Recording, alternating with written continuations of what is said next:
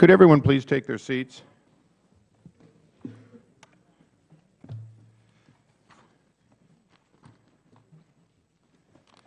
Good morning. Could you open this right page? A little housekeeping for everyone. Senator McCaskill is going to be here shortly. This is an unfortunate but inevitable situation in which we're going to have votes clearly get in the middle of this morning's hearing. So what we're going to do is we're going to start immediately.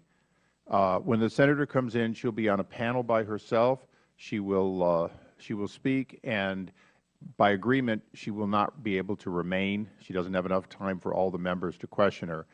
What I would like to do, with the ranking member's approval, is allow the ranking member to make his opening statement now, even before she arrives, so it's covered. I'll withhold mine until the main panel. But what we're hoping to do is get as much read into the record, but we will break for the Senator as soon as she arrives to ensure we get her before the vote. With that, a quorum being present, this hearing has come to order, and I recognize the ranking member for his opening statement. Mr. Chairman, I want to thank you very much, and I want to thank all the witnesses today for being a part of this hearing. In particular, I'd like to extend a special welcome to Senator Claire McCaskill, who has taken time out of her busy schedule to be with us today.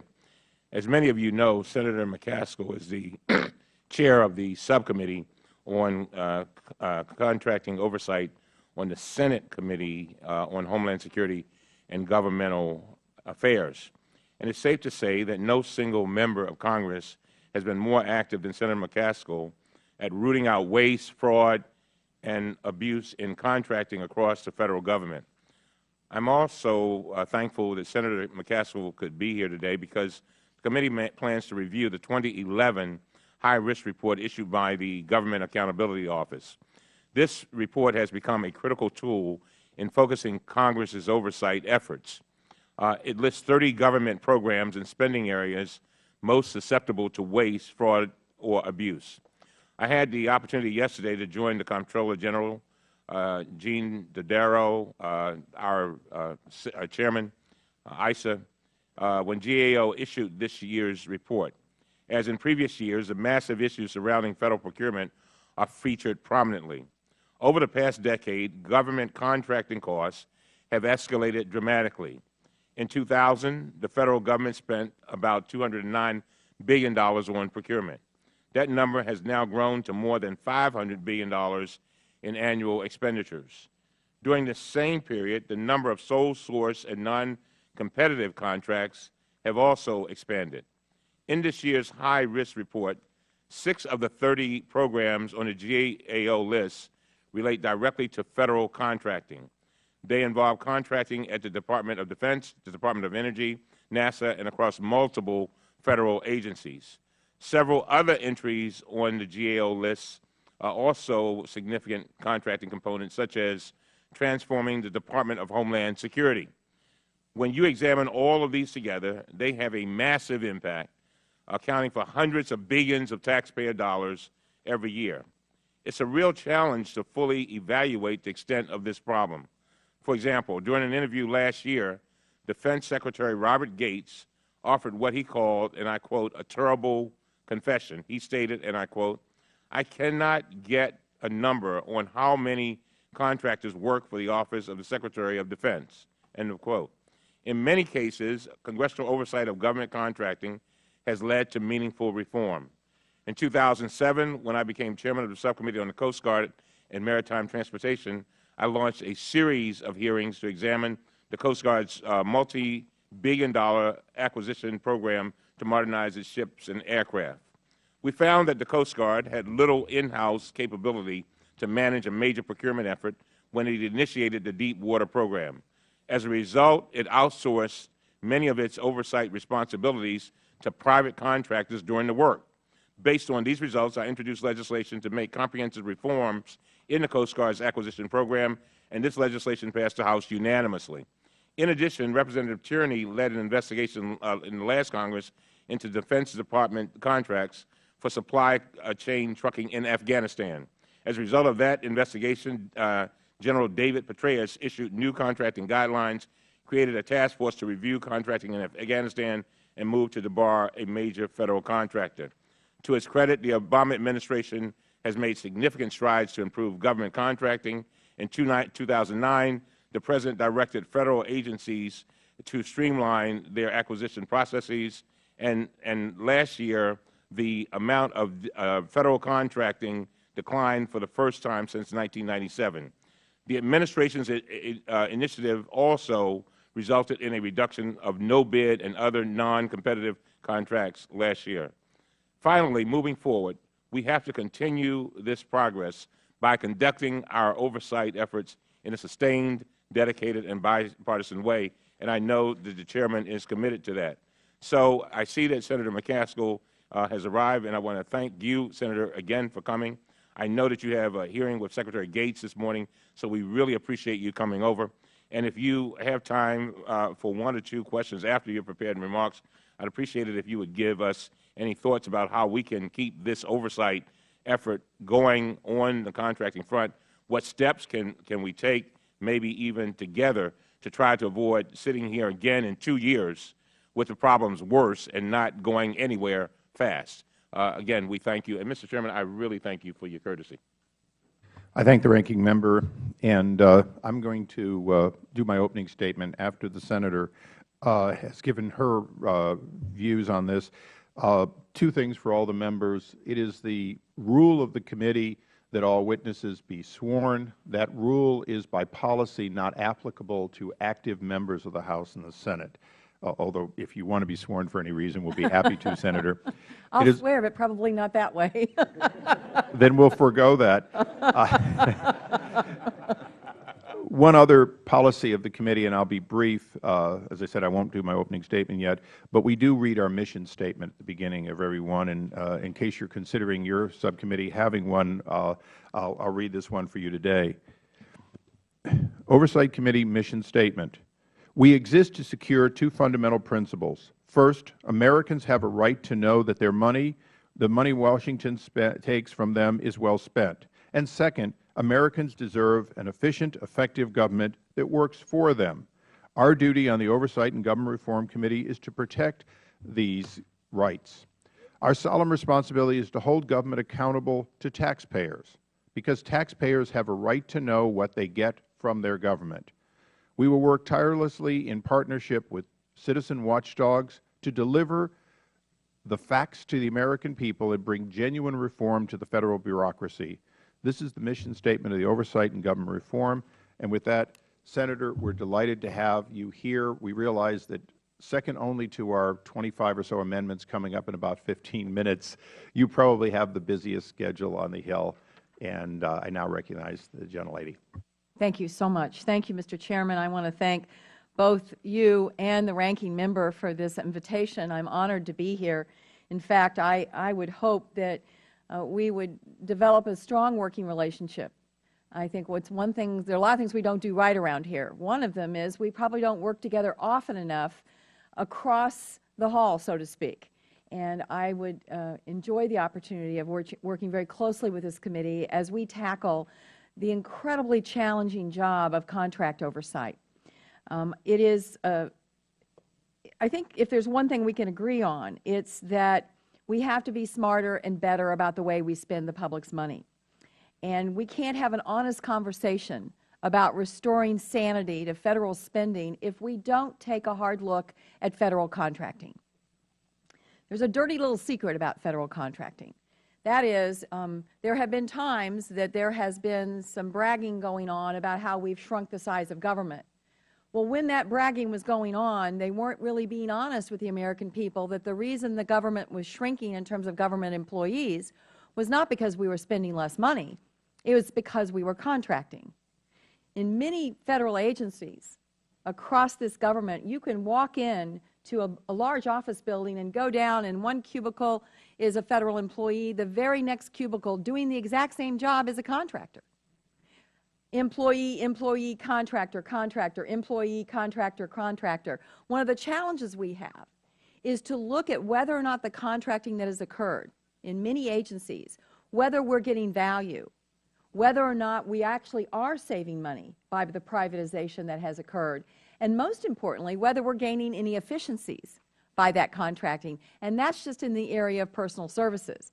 I'm not even getting to the huge mammoth problem of contracting for goods, which, whether it's in the Defense Department or any other department, we have a long list of problems that need to be addressed. Of the 30 areas of government that the GAO office identified being most vulnerable to waste, fraud, and abuse, 5 have to do with the management of government contracts. And weapon system acquisition management, the Defense Department, contract management at the Department of Energy's National Nuclear Security Administration, acquisition management at NASA, and the management of interagency contracting. Contracting is also a huge part of at least 10 more areas on the list, on the high-risk list, including financial management and supply chain management at Department of Defense, implementing and transforming the Department of Homeland Security, and the Medicare and Medicaid programs. In total, at least half of the most wasteful, most mismanaged, and most inefficient areas of government today involve major levels of contracting. It will be impossible to have a real impact on wasteful spending without focusing on the Defense Department. The Defense Department alone is responsible for almost a quarter of the high-risk areas in GAO's list. DOD is also responsible for more than 2/3 of the government's spending contracts. Holding government contractors and the Defense Department accountable for the way they spend money will help save the taxpayers real money and actually will eliminate waste, fraud, and abuse and provide America's men and women in uniform with the resources they need in a fiscally responsible way. I would also like to take the opportunity to acknowledge the extraordinary contributions that GAO makes to our efforts through the high-risk list and through the thousands of reports they release every year. GAO, along with the many agency inspector generals who work so hard to identify waste, fraud, and abuse, are the best weapons Congress has against wasteful spending. They save the government more through identifying savings and recovering money than they cost us. They save us more than they cost us. We need to make sure they have the resources and tools they need. In fact, we have a lot of discussions going around, what I think is very appropriate, about cutting the legislative budget. I support cutting the legislative budget, particularly when it comes to our offices and our committees. I think we need to be trimming our sails just like most of America is trimming where they need to trim. But we must be careful that we do not trim those agencies that have the real opportunity of showing us the way to save even more money. So I hope that through your influence, Mr. Chairman, and the influence of the ranking member and all the members of this committee, that you keep a watchful eye out for the resources that we dedicate to our government's auditors and, most importantly, to the General Accountability Office, Government Accountability Office. GAO's work should be our roadmap for places we need to cut spending and improve the efficiency of the Federal government. The time has come to be honest, to feel the pain and suffer the political consequences of making hard choices about when and where the government should spend taxpayer dollars. We should start with the programs on the GAO's high-risk list. That's where we need to begin, because that's where we know things are not being run well. GAO acknowledged in their report the Federal government has made progress in many of the areas that they have identified. Part of that progress can be traced to the congressional actions taken in the last few years, including the Weapons Systems Acquisition Reform Act and other major pieces of contracting legislation passed in the past few years, some of which originated from the members of this committee. Some of the credit should also go to the increase in contracting oversight from this committee and others, which has helped drive substantial changes at Federal agencies. In fact, the Obama administration recently announced that for the first time in 13 years, overall contract spending actually declined last year. But this achievement cannot be sustained without ongoing aggressive oversight from Congress. It is one of our core responsibilities, which I know the members of this committee take very seriously. And when it comes to oversight of government contracting, this is a bipartisan issue. Many of the agencies and programs on GAO's list have been there for decades, under administrations of both parties. In the Senate, I've been fortunate to work with true leaders on this issue on both sides of the aisle, including Senator McCain, Senator Levin, Senator Lieberman, Senator Collins, and more. Recently, the former ranking member on the subcommittee that I chair, Senator Scott Brown, and I were able, through oversight hearings, to make, I think, a real difference in legislation that you helped us pass that are going to clean up the disgraceful problems in contracting that resulted in broken hearts at Arlington National Cemetery. I look forward to my new ranking member. Senator Rob Portman will be the new ranking member of the Contracting Oversight Committee. He is an expert on government. He knows where there's a lot of problems that we need to be focusing on, and I'm looking forward to a strong working relationship with him as we move forward on aggressive contract oversight. In fewer than 2 years, the Subcommittee on Contracting Oversight in the Senate has held more than 15 hearings on government contracting. These hearings have addressed everything from improvements needed in federal contract auditing to Medicare contracts to, as I mentioned, Arlington National Cemetery. We have questioned no-bid contracts and loopholes that cost the government literally billions of dollars. We plan to continue to hold regular hearings in the subcommittee throughout this Congress and fight for legislation to address the abuses that we find. But we could hold hearings once a week, every week, for the next 5 years, and frankly, still have plenty of fish in the barrel that we could shoot. That is why I am so encouraged that this committee will be continuing your important work in this area. I look forward to working with you and coordinating with you so that we can be very efficient in the way that we move forward on contracting oversight. If your committee has a good idea and doesn't have time on the hearing schedule, we'd love to hear from you. Vice versa, we will track your work, and if there's something we're doing that we think would fit in nicely to some of the hearings that you're having, I would look forward to that kind of cooperation also. We've got a lot we can do here. And this really ought to be an area that we don't need to play political games. This shouldn't be about elections. This should be about how good can we make this government, how responsible can we make this government to the people who pay the bills, and most importantly, we can do better in terms of how we run this government if we actually hold government officials more accountable for the way they're contracting. I could tell you horror story after horror story, and I'm sure, Mr. Chairman and the ranking member, you could tell horror stories too. I will tell you one anecdote that got me fired up, which is why this subcommittee was created. I went to Iraq on government contracting oversight trip. My trip was only to look at the way they were contracting. I was a brand new senator. I'd come right out of a government auditing office. I'd been the auditor in Missouri. So I was used to there being processes and procedures in government that made some kind of sense in terms of tracking the money. I'm in an office outside the outskirts of Baghdad, and I'm asking about the log cap contract. And any of you who have been involved in oversight of government knows that that is the huge contract that did all the logistical support for our military in Iraq. The estimate for the first year of the log cap contract when it was let was $700 million. It was a no-bid contract. It was a cost-plus contract. The first year that they estimated it was going to cost $700 million, it actually cost $20 billion. They put a PowerPoint up on the wall, and this poor woman in the room, she was the only one that didn't have a uniform on. I knew that she was the civilian that was in charge of doing all this. They looked to her to explain what had happened with this contract, and I was asking, as you might imagine, pretty aggressive questions. So the first year was $20 billion. The second year of spending on the contract went down to, I want to say, $16 or $17 billion. And these figures may not be exactly right. I'm trying to remember them from my memory. And then she went on with her presentation. I was feeling sorry for her. So I wanted to, kind of throw her a bone. So I said, well, can you explain what you did that brought that level of contract down from $20 billion to $16 or $17 billion? And with God as my witness, she looked across the table at me and she said, I don't know, Senator, it was a fluke.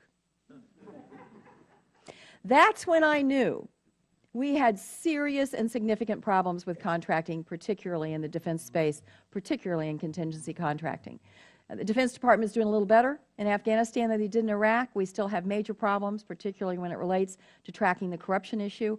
But there's plenty of work for all of us, and I'm really honored that you asked me to come over this morning to be here, and I look forward to any questions you might have and a strong working relationship in the future. Well, thank you, Senator. We're going to have very, very little time for questions because not only do you have a hearing convening in 10 minutes, but we have about 6 minutes left on the clock for our own vote. I would only ask one question, and I think the ranking member has one also. Would you be willing to meet on a bicameral basis with your ranking member and other members of your committee and members of this committee on a periodic basis if our schedules can be put together? I think it would be terrific if we just met for coffee once a month and talked over what you're doing and what we're doing and see if we can coordinate. I think it has set a great example. We'll have frankly, on coffee, juice, efficiency. and if my personal account will settle for it, maybe even a couple of donuts. With that, I'd recognize the ranking member for a question. Just one quick question. Senator, do you think the President is doing enough to address these issues, and what kind of cooperation do you think we will be able to get from him and his administration? I think Mr. Zients is trying very hard, the performance officer in the White House. He's really working at it. I think they're going to come with some plans this year that will surprise people in terms of the way they're willing to look at organizing government and realizing more efficiencies. The contracting piece is very hard because it's so stovepiped. Part of the problem, as you all know, we don't have the right databases. We've spent so much money on IT and haven't really gotten a product that allows us to peer into the world of contracting in an efficient and effective way. I think they're trying, but I think they need our oversight to do it better. Again, I want to thank you. And, Mr. Chairman, again, I thank you for your courtesy to make sure that Senator McCaskill was able to testify within her schedule. But thank you very much. Thank you. Thank you. And I apologize to all the other members, but the Senator has agreed to come back on an informal basis so that we can really have the one-on-one that I think will be helpful between the two bodies. With fairness to our witnesses, I would swear you in, and then you'd be all by yourself. So why don't we do this? We're going to break. We will come back immediately following the votes. For all the new members on either side of the aisle, this is the most important thing we do every year, is to really look at the new high risk, which, although cybersecurity is a big one, the $80 billion we spend in IT and get less than we paid for obviously is important. We look forward to hearing that. Senator, once again, thank you for your graciousness. That we stand in recess.